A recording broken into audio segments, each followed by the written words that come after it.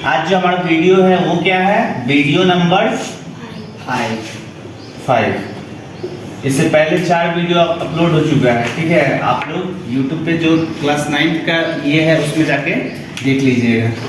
तो देखिए, सबसे पहला पॉइंट हम लिखे हैं कि कोशिका द्रव्य एवं केंद्रक को सम्मिलित रूप से क्या कहते हैं? जीव द्रव्य कहते हैं। यानी कि हम आप लोग को बता चुके हैं कि कोशिका कुछ इस प्रकार से मोटा मोटी हम लोग का फिगर ये बनाए थे, और कोशिका के अंदर क्या होता है? केंद्रक। केंद्र में केंद्रक होता है। ये क्या है? केंद्रक।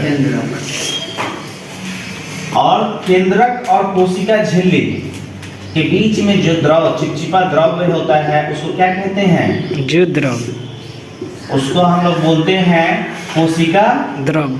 कोशिका द्रव्य, ठीक है। तो वही बोल रहा है कि कोशिका द्रव्य एवं केंद्रक को, इन दोनों को मिला के हम लोग क्या बोलते हैं? जीव द्रव्य या प्रोटोप्लाज्मा कहते हैं। किन दोनों को?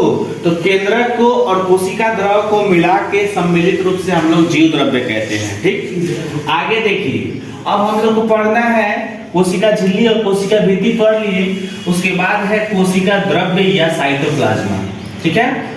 क्या होता है ये? तो देखिए, जीव द्रव्य का वह भाग, अभी बता दिए हैं कि जीव द्रव्य क्या होता है। तो जीव द्रव्य का वह भाग जो कोशिका भित्ति, यानी जो कोशिका भित्ति और केंद्रक के बीच, यानी कि इस केंद्रक के बीच और कोशिका भित्ति के बीच जो रहता है उसे क्या कहते हैं? कोशिका द्रव्य। कोशिका द्रव्य कहते हैं। चलिए, तो देखिए, कोशिका द्रव्य तो दो पदार्थ पाए जाते हैं कोशिका द्रव्य में। एक होता है कार्बनिक पदार्थ, एक अकार्बनिक पदार्थ। कार्बनिक पदार्थ के रूप में इसमें उपस्थित क्या होता है? खनिज लवण और जल। और अकार्बनिक पदार्थ के रूप में इसमें उपस्थित होता है कार्बोहाइड्रेट, प्रोटीन और वसा। तो कोशिका द्रव्य में कार्बनिक पदार्थ के रूप में क्या क्या संचित रहता है? तो खनिज लवण और जल। अकार्बनिक के रूप में तो कार्बोहाइड्रेट, प्रोटीन, वसा। आगे है कि कोशिका द्रव्य एक बहुत ही गाढ़ा, पारभासी एवं चिपचिपा। तो पारभासी यानी क्या? जिससे प्रकाश क्या हो, आसानी से पार ना करे लेकिन फिर भी पार करता है। तो ये गाढ़ा भी है, पारभासी भी है एवं चिपचिपा पदार्थ है। इनमें अनेक रचनाएं पाई जाती है। ऐसा नहीं है कि इसमें कुछ रचना नहीं पाया जाता है, छोटी छोटी अनेक प्रकार की रचनाएं पाई जाती है।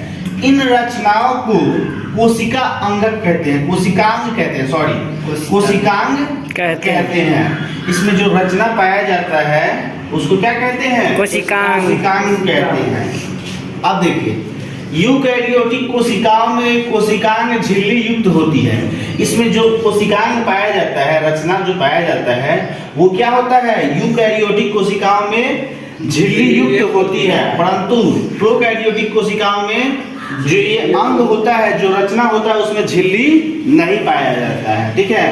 तो क्या होता है? तो यूकैरियोटिक कोशिकाओं में जो कोशिकांग, इसके अंदर जो रचना पाया जाता है उसमें झिल्ली पाया जाता है, लेकिन प्रोकैरियोटिक कोशिकाओं में झिल्ली नहीं पाया जाता है। तो बात आया कि यूकैरियोटिक कोशिका और प्रोकैरियोटिक कोशिका क्या होता है। तो देखिए, ये होता है, डिपेंड करता है केंद्रक की रचना के आधार पे कोशिका को 2 भागों में बांटा गया है। कोशिका को 2 भागों में बांटा गया है। पहला प्रोकैरियोटिक और दूसरा यूकैरियोटिक, ठीक है। तो थोड़ा सा हल्का सा आगे कर लेना, इसमें फोकस छोटा है। हो गया। प्रोकैरियोटिक कोशिका देखो क्या होता है। तो प्रोकैरियोटिक कोशिका और यूकैरियोटिक कोशिका किस आधार पर बांटा गया है? तो केंद्रक की रचना के आधार पे। तो ऐसी कोशिका जिसमें केंद्रक झिल्ली नहीं होती है, यानी कि केंद्रक में झिल्ली नहीं होता है एवं वास्तविक केंद्रक नहीं पाया जाता है, और इसमें क्या होता है? केंद्रक ही नहीं पाया जाता है, उसे क्या कहते हैं? प्रोकैरियोटिक कोशिका कहते हैं। किसे? ऐसी कोशिका जिसमें केंद्रक झिल्ली नहीं पाई जाती है और देखा जाए तो केंद्रक इसमें पाया ही नहीं जाता है, वैसी कोशिका को क्या कहते हैं? प्रोकैरियोटिक कोशिका। और ऐसी कोशिका किसमें पाई जाती है? जीवाणु में और साइनोबैक्टीरिया में पाया जाता है, ठीक है। अब यूकैरियोटिक कोशिका को देखें तो वैसी कोशिका जिसमें केंद्रक पूर्ण रूप से विकसित तथा झिल्ली से घिरा हो। ये जो केंद्रक है वो पूर्ण रूप से विकसित होता है इसमें, किसमें? यूकैरियोटिक कोशिकाओं में। और झिल्ली से भी घिरा रहता है। एग्जाम्पल में जंतु में और पौधों में यानी कि पादपों में ये क्या होता है, ऐसी कोशिका पाई जाती है। ठीक है, अब देखिए, अब बात करेंगे हम लोग किस पे, कोशिका अंगक या कोशिका द्रव्य में पाई जाने वाली जो रचना होती है। कोशिका द्रव्य में बोल चुके हैं कि रचना पाया जाता है जिसको हम लोग क्या कहते हैं, कोशिकांग कहते हैं।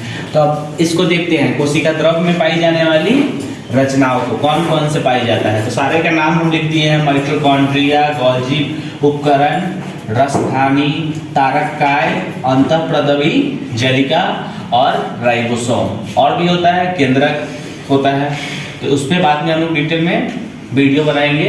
देखिए, पहला यहाँ पे माइटोकॉन्ड्रिया, तो माइटोकॉन्ड्रिया लिख दिए हैं। गोल्जी उपकरण, तो गोल्जी उपकरण। रसधानी यानी वेगल्स, तो यहाँ लिख दिए हैं। तारककाय यानी कि सेंट्रोसोम, तो लिख दिए हैं। अंतःप्रदवी जलिका, तो उसके लिए हमने ईआर लिख दिया है। एंडोप्लाज्मिक रेडिकुलम होता है इसका इंग्लिश, तो ईआर लिख दिए हैं। उसके बाद राइबोसोम के लिए आर लिख दिए हैं। ठीक है, अब बारी बारी से हम लोग देखेंगे कि इसका काम क्या होता है। तो पहला हमने लिखा है माइटोकॉन्ड्रिया, तो माइटोकॉन्ड्रिया को एक और नाम सूत्रकणिका के नाम से जाना जाता है, जिसके खोज करता है अल्टमैन। कौन है, अल्टमैन। तो माइटोकॉन्ड्रिया के खोजकर्ता अल्टमैन है।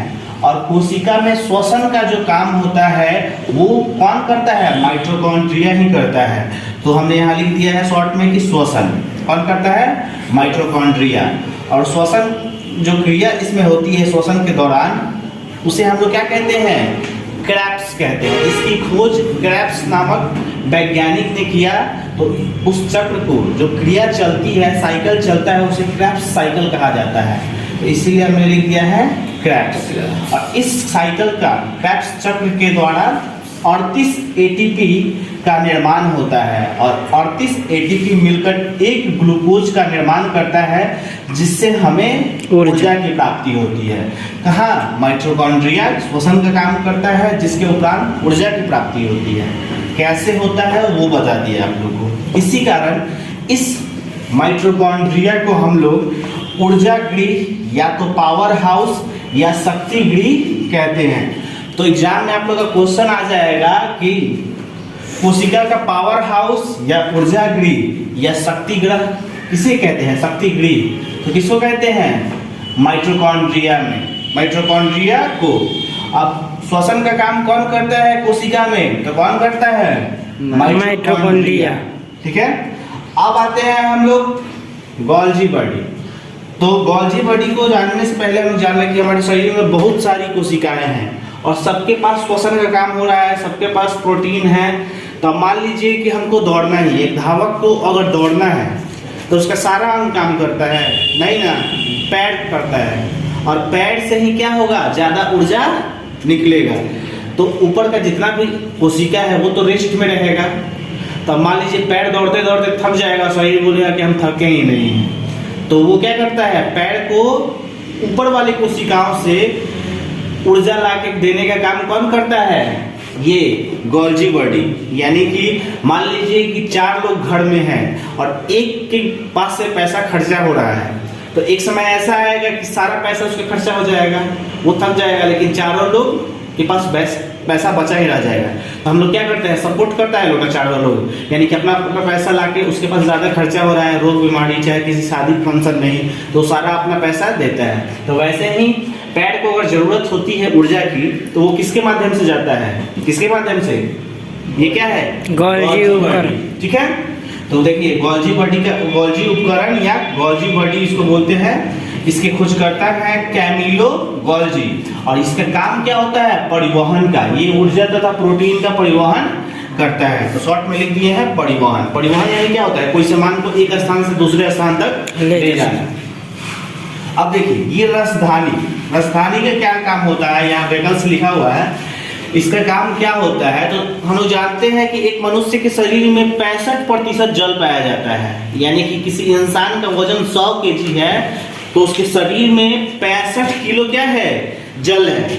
अब 65 किलो जल का मतलब क्या, कि पेट में छेद कर देंगे 65 किलो जल निकल जाएगा उसके पेट से, नहीं, 1-2 लीटर ही पेट में रहता है। बाकी क्या होता है, सारे कोशिकाओं में जितनी कोशिका है उसमें क्या होती है, उपस्थित होता है, यानी कि एक जगह जल संचित नहीं होता है। तो देखिए इस रसदानी का काम क्या होता है, कोशिका के अंदर जल संग्रह करने का। क्या करता है, जल संग्रह करता है। और ये वेटल्स हम लोग में कम छोटा पाया जाता है, लेकिन पादपों में क्या होता है, ज्यादा पाया जाता है। क्यों? क्योंकि हम लोग को जरूरत होगा तो गिलास उठाएंगे, गट पी लेंगे।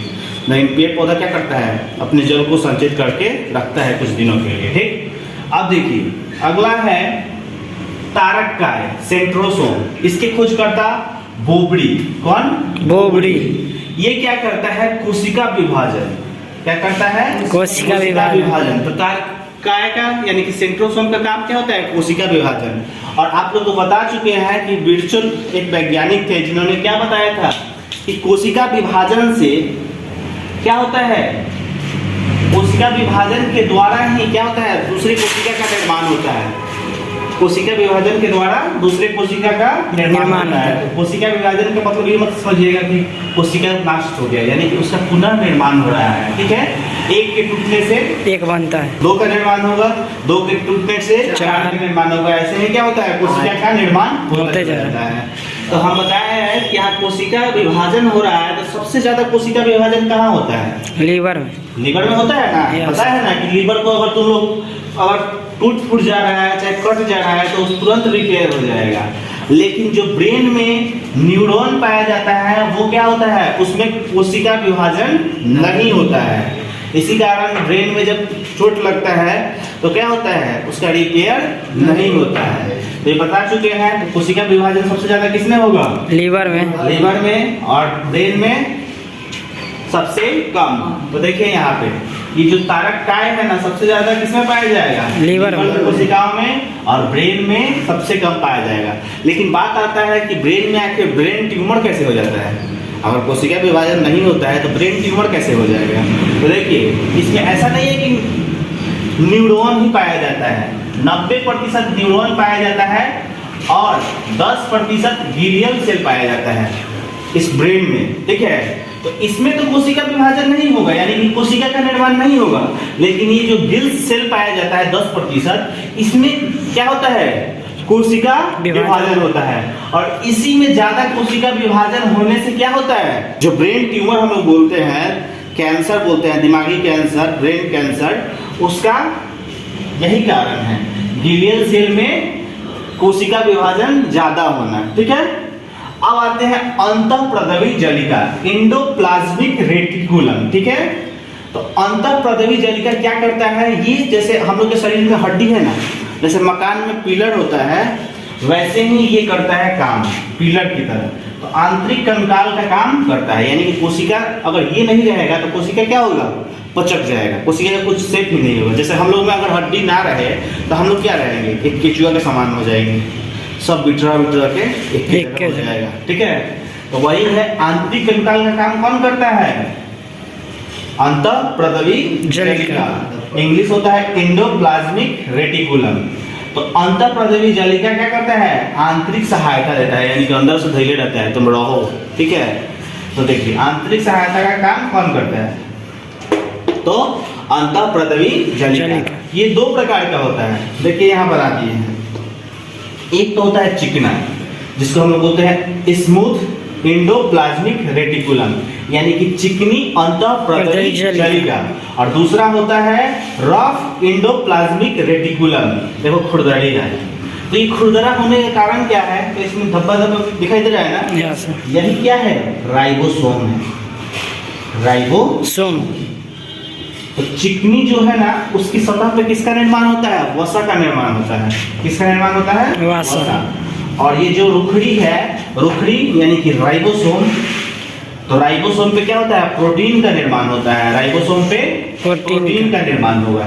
इसीलिए क्वेश्चन आता है कि प्रोटीन फैक्ट्री किसे कहते हैं, तो किसे कहते हैं, राइबोसोम को। ठीक है, तो हम लोग शुरू में किसको किसको देखें, माइटोकॉन्ड्रिया को। ये क्या करता है, श्वसन का काम करता है, बताया ना यहाँ पे। इसके खोजकर्ता अल्टमैन। ठीक है, और इसी को हम लोग क्या कहते हैं, ऊर्जा गृह, पावर हाउस या शक्ति गृह। ठीक है, उसके बाद आए गोल्जी बॉडी। ये क्या करता है, परिवहन का काम करता है। ऊर्जा एवं प्रोटीन का। नहीं तो पता चलता है कि हम अभी पढ़ा रहे हैं, मेरे जीव का एनर्जी खत्म हो जाता है। जीव का एनर्जी खत्म हो जाता है, बोलते ही नहीं, रुक जाता जीव, और शरीर मेरा ठीक है, सब शरीर खड़ा है और इसका खत्म हो गया। लेकिन ऐसा नहीं होता है। ये क्या करता है, और जो कोशिका में ऊर्जा है उसको ट्रांसफर करके इसके पास हो जाता है, कि वो बोलता है कि तुमको जरूरत है, तुम लेते रहो। ठीक है, वैसे ही दौड़ने वाले को पैड में जाता है। ठीक है, तो यहाँ देखिए, ऊर्जा जीव उपकरण परिवहन का काम करता है, और राजधानी क्या करता है, जल संग्रह का काम करता है। उसके बाद तारक काय इसी खोज करता, बोगड़ी और कोशिका विभाजन का काम कौन करता है, तारक काय यानी कि सेंट्रोसोम करता है। सबसे ज्यादा कोशिका विभाजन किसमें होता है, लीवर में, और सबसे कम ब्रेन में एक न्यूरॉन पाया जाता है उसमें। ठीक है, अंतःप्रद्रवी जलिका का काम क्या होता है, आंतरिक सहायता प्रदान करना, यानी कि आंतरिक कंकाल का काम ये करता है। ये दो प्रकार का होता है, स्मूथ एंडोप्लाज्मिक रेटिकुलम यानी कि क्या, चिकनी अंतःप्रद्रवी जलिका, और दूसरा रुखरी रफ एंडोप्लाज्मिक रेटिकुलम। और रफ एंडोप्लाज्मिक रेटिकुलम पे ही पाया जाता है राइबोसोम, जिसका काम क्या होता है, प्रोटीन का निर्माण करना है। इसीलिए राइबोसोम को क्या कहते हैं, प्रोटीन फैक्ट्री कहा जाता है। तो बस आज के लिए इतना ही। इसके बाद वाले वीडियो में हम लोग केंद्रक के बारे में डिटेल से देखेंगे। ठीक।